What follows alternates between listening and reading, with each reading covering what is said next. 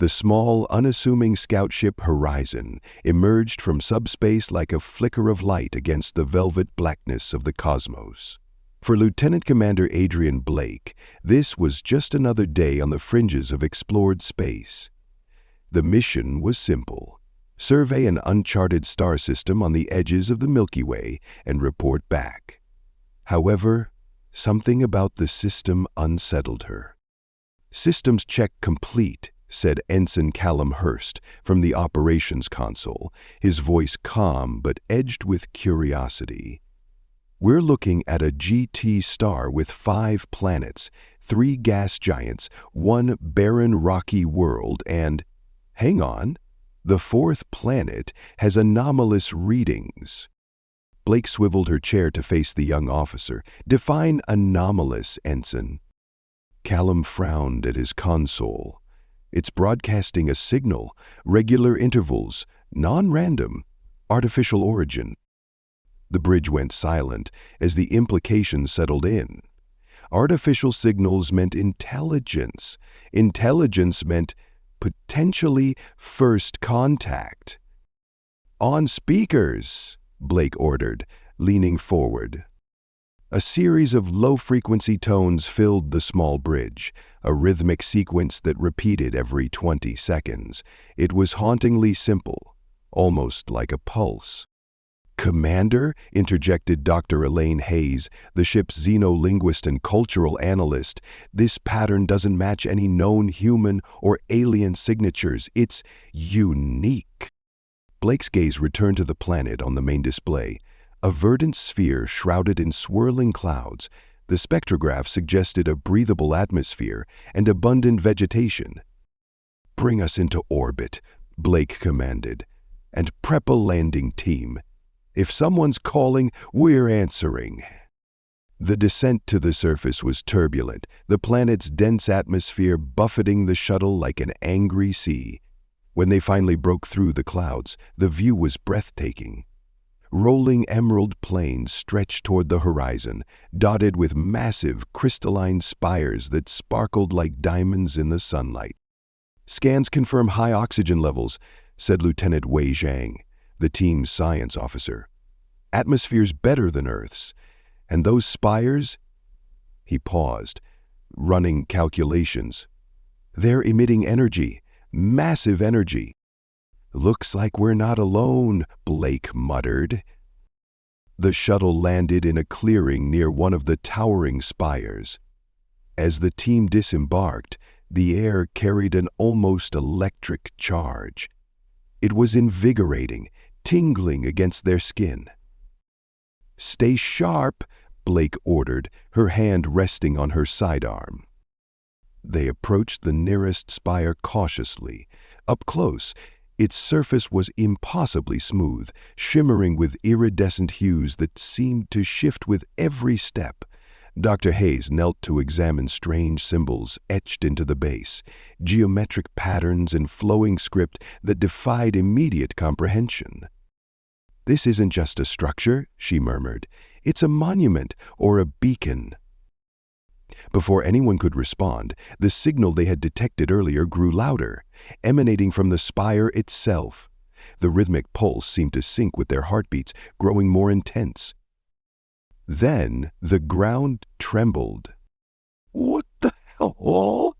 Zhang started, but his words were cut off as a panel in the spire's surface slid open with a sound like grinding stone. From within emerged a figure, tall and humanoid, but unmistakably alien. Its body was composed of segmented metallic plates that glimmered like polished chrome, and its eyes glowed with an inner light. Blake's team froze, their instincts screaming to either flee or fight, but Blake held her ground, stepping forward slowly. "We come in peace," she said, her voice steady despite the adrenaline surging through her veins. The alien tilted its head, the motion eerily fluid. Then it spoke, not in words, but in a cascade of tones that resonated directly in their minds. "You are not the ones we expected."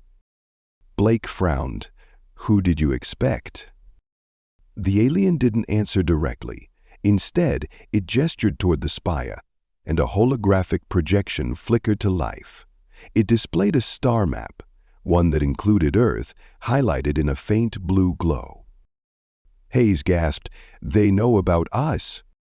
"More than that," Zhang added, pointing at a series of other highlighted systems. "These are locations of Galactic Council territories.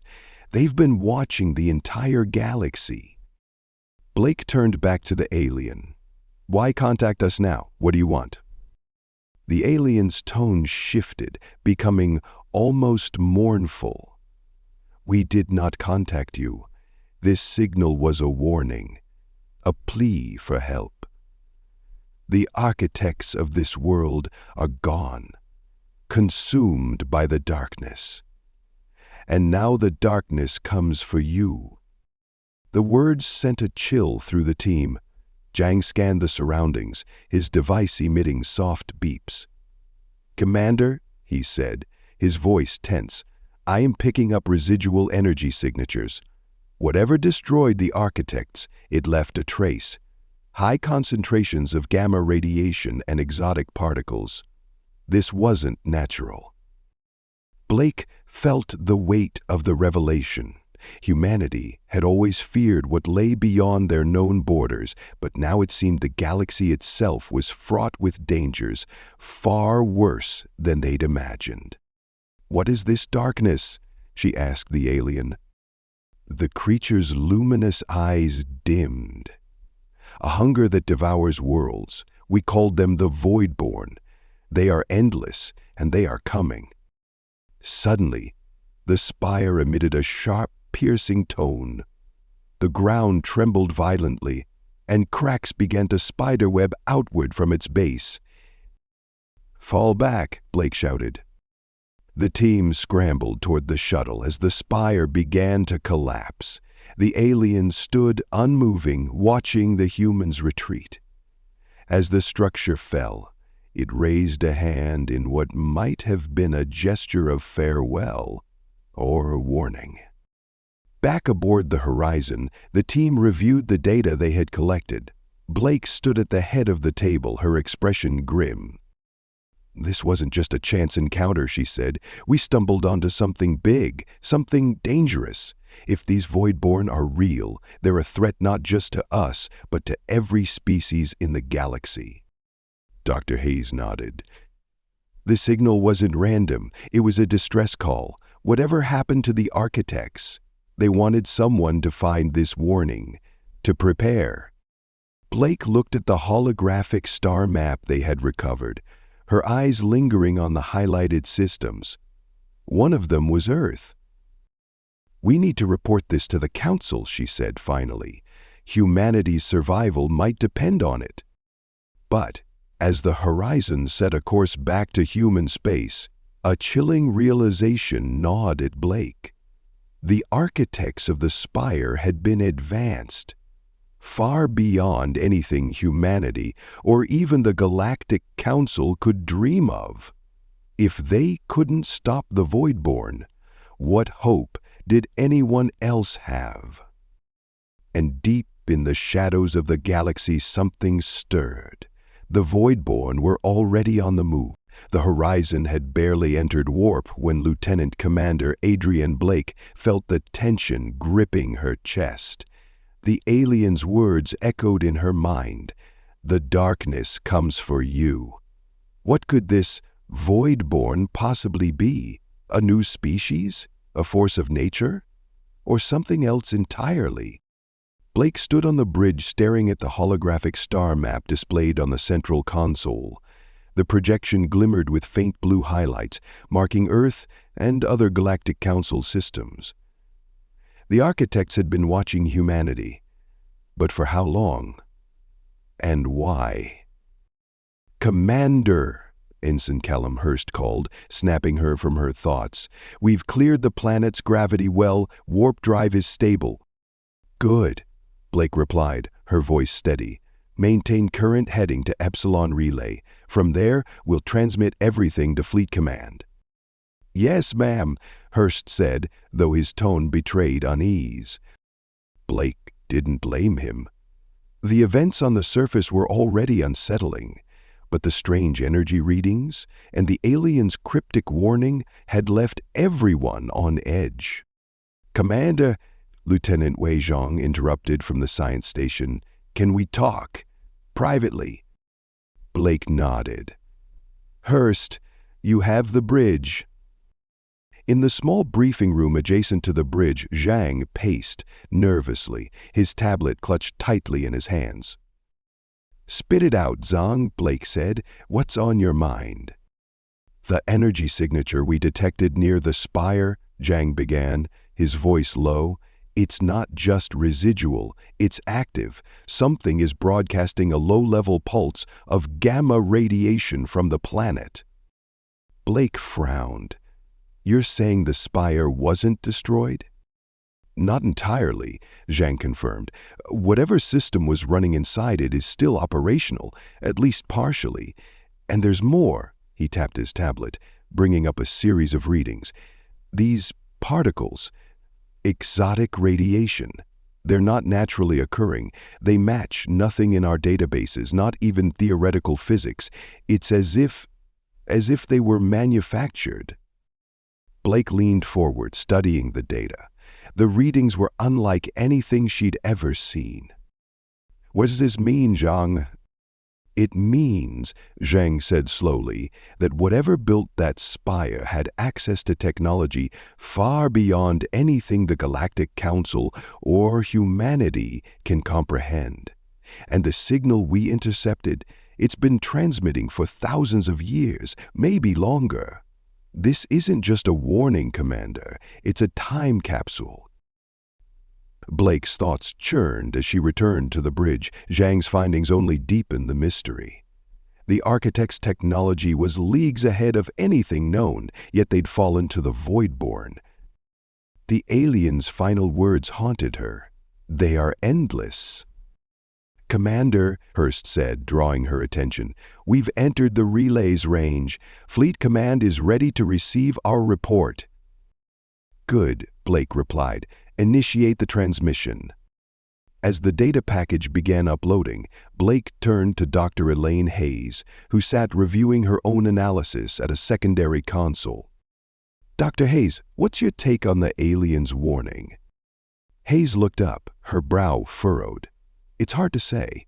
The entity referred to the Voidborn as a hunger, which implies an entity or force driven by consumption.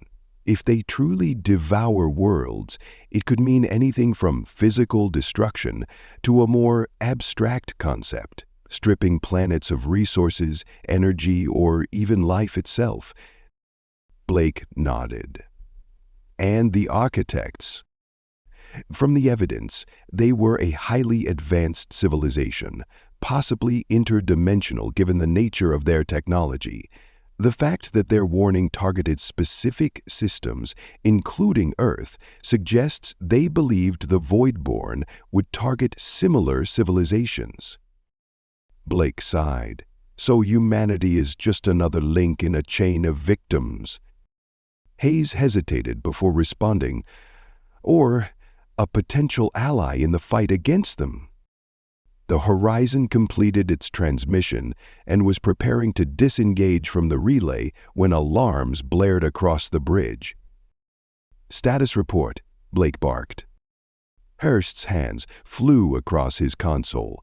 "Massive energy spike detected, Commander. It's coming from the planet." The main display lit up with a live feed from the system's long-range sensors. The verdant planet they had just left was glowing. A brilliant column of light shot from the surface, tearing through the atmosphere and into space. "What the hell is that?" Blake asked. "Some kind of activation event," Jean replied, frantically analyzing the data. "It's emitting more of that exotic radiation, but at exponentially higher levels. Whatever's happening, it's not natural." "Commander, we're receiving a transmission," Hurst said, his voice trembling. "It's from the spire." "Put it on speakers," Blake ordered. The bridge filled with the aliens' tones, but this time the message was frantic, almost pleading. The translation system struggled to keep up, rendering fragments of meaning. Too late. Awakened. They are coming. "Who's coming?" Blake demanded, as if the alien could hear her. The transmission cut off abruptly, replaced by a deafening silence. "Commander," Zhang said, his face pale, "a massive object is materializing in the planet's orbit. It's huge." The display shifted, revealing a shape emerging from subspace. It was colossal, a vast blackened structure that seemed to absorb light itself. Tendrils of energy crackled along its surface, and its sheer size dwarfed the planet below. "Is that a ship?" Hayes whispered, her voice barely audible. "It matches no known designs," Hurst said. "It's alive." Blake's stomach twisted. Voidborn. The alien structure hovered in orbit for only a moment before it began to move. Tendrils of energy lashed out, striking the planet below. The once verdant world was engulfed in fiery explosions, its surface ripping apart under the onslaught. "We have to get out of here," Blake ordered. "Engage warp drive. Full speed to fleet command." "Commander, it's targeting us," Hurst shouted. The void-born ship shifted, and a beam of energy lanced toward the horizon. The ship's shields flared under the impact, alarms blaring as systems overloaded. "Shields at 50%, Zhang reported. "Plot an evasive course," Blake shouted. "Zhang, can we fight back?" "Not with what we've got," Zhang replied grimly. "Our weapons are useless against something like that." The horizon veered sharply as Hurst engaged the emergency thrusters. The void-born ship pursued, its energy tendrils reaching out like claws. "Commander, we won't last much longer," Hurst yelled. Blake clenched her fists, her mind racing. They couldn't lead this thing to Fleet Command. It would be a death sentence for humanity's central defenses. "Zhang, can we overload the relay?" Blake asked. Zhang blinked in surprise. "You mean turn it into a bomb?" "Exactly. We need to cut this thing off and buy some time." "It's risky," Zhang said, "but it might work." "Do it," Blake ordered. The Horizon sped toward the Epsilon relay, its engines pushed to their limits. Zhang worked furiously at his console, bypassing the relay safety protocols and overloading its power core. 30 seconds until detonation, Zhang said. "Elm, prepare to jump to warp on my mark," Blake commanded. The void-born ship closed in, its tendrils grazing the Horizon's aft shields. The ship shuddered violently, but it held together. Detonation in 5, 4, 3... "Mark!" Blake shouted. The Horizon jumped to warp just as the relay exploded. The resulting shockwave rippled through space, engulfing the void-born ship. For a moment, the sensors showed nothing but static. "Status?" Blake asked. Hurst checked his readings. The relay's gone, and the void-born ship is no longer on sensors. But there's no guarantee it's destroyed. Blake exhaled slowly. "Then we've bought ourselves a little time. Set course for Fleet Command. We need to warn them." As the Horizon sped through the vast emptiness of space, Blake couldn't shake the feeling that the Voidborn were only the beginning. Humanity had stepped into a galaxy teeming with unknowns, and now, it was clear, they were not prepared for what lay ahead. The Horizon's journey to Fleet Command was a tense and silent one. The usual hum of the ship's systems seemed oppressive in the quiet, amplifying the weight of the mission's urgency. On the bridge, Lieutenant Commander Adrian Blake paced like a caged predator. Every step echoed her thoughts. How to explain what they had seen, what they had barely escaped, and what it meant for humanity. "Commander!" Ensign Hurst broke the silence. ETA to Fleet Command is 6 hours at current velocity. Blake nodded but didn't respond. Instead, her gaze drifted to the holographic star map still hovering over the main display. Earth's blue dot felt fragile in the void, a beacon of vulnerability. "Commander," Zhang said, approaching cautiously, "can I speak with you in private?" She motioned toward her ready room. The two entered and the doors slid shut behind them. Zhang wasted no time. "I've been analyzing the readings from the Spire and the Voidborn's energy signatures. There's something you need to see." Blake folded her arms. "Go on." Zhang tapped his tablet, projecting a detailed simulation onto the room's display. "This is the energy pulse we detected from the Spire. Notice the frequency. It's chaotic, almost as if it were a distress signal encoded into the radiation." "And the Voidborn?" Blake asked. He overlaid a second pattern, sharper, more focused.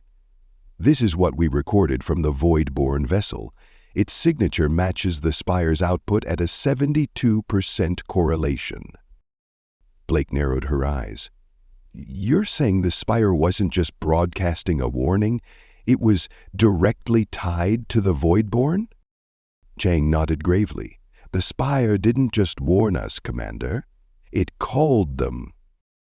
The revelation hit Blake like a punch to the gut. The very thing they had hoped would protect them, knowledge from an ancient, advanced civilization, had nearly led to their annihilation.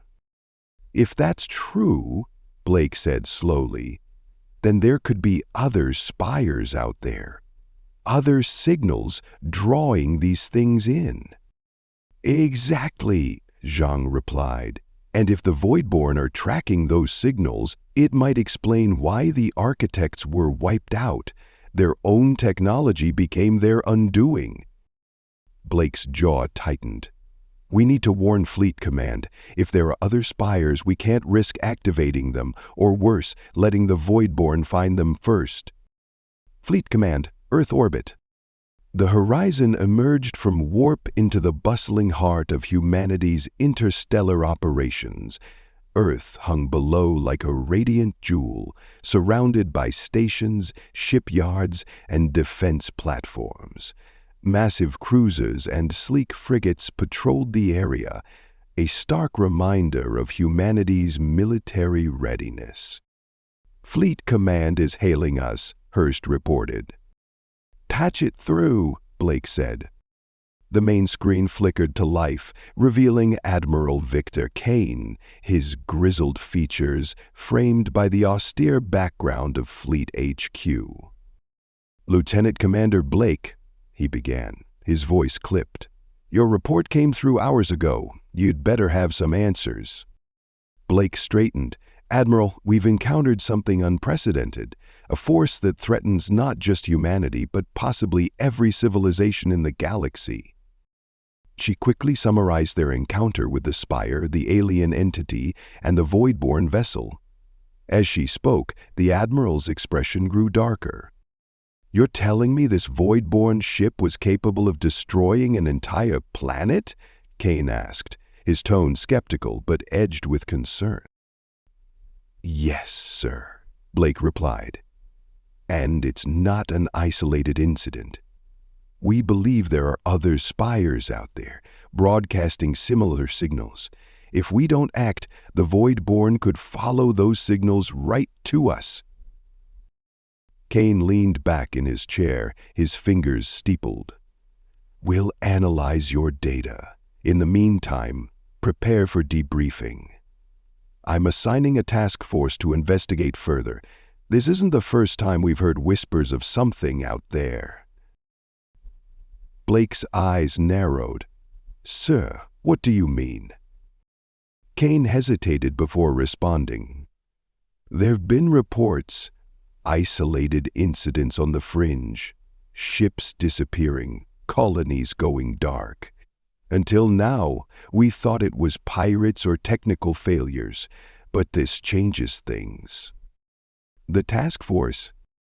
The debriefing was swift but exhaustive. Fleet Command's brightest minds pored over the Horizon's data, cross-referencing it with reports from deep space expeditions. Patterns began to emerge, energy signatures similar to the Spire's, faint echoes of ancient signals from long-forgotten corners of the galaxy. Blake was summoned to the task force's inaugural meeting. The room was a mix of military officers, scientists, and intelligence operatives, all seated around a circular table dominated by a holographic projection of the galaxy. Admiral Kane stood at the head, his presence commanding. "Ladies and gentlemen, we are facing an existential threat. The Voidborn represent a force unlike anything we've encountered, and we have reason to believe their reach extends far beyond what we've seen so far." He gestured to the hologram, which zoomed in on several highlighted systems. These locations correspond to readings similar to those detected by the Horizon.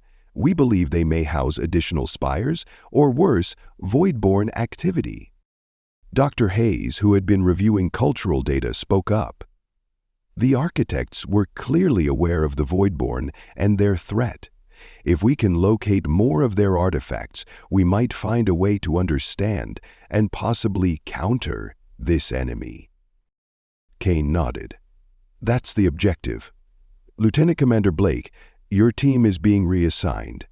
You'll lead the task force's exploratory wing, find these spires, analyze their technology, and, if possible, neutralize the signals before the Voidborn can follow them."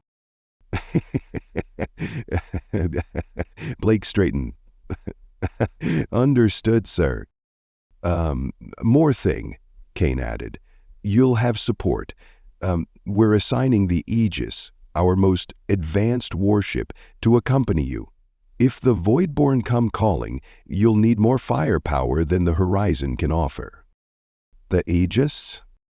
The Aegis was a marvel of human engineering, a massive, heavily armed cruiser outfitted with state-of-the-art weapons, defenses, and experimental technologies. Its sleek, angular design bristled with weapon emplacements, and its interior was a maze of cutting-edge laboratories and command facilities. When Blake and her team boarded, they were greeted by Captain Serena Hall, a seasoned officer known for her no-nonsense approach.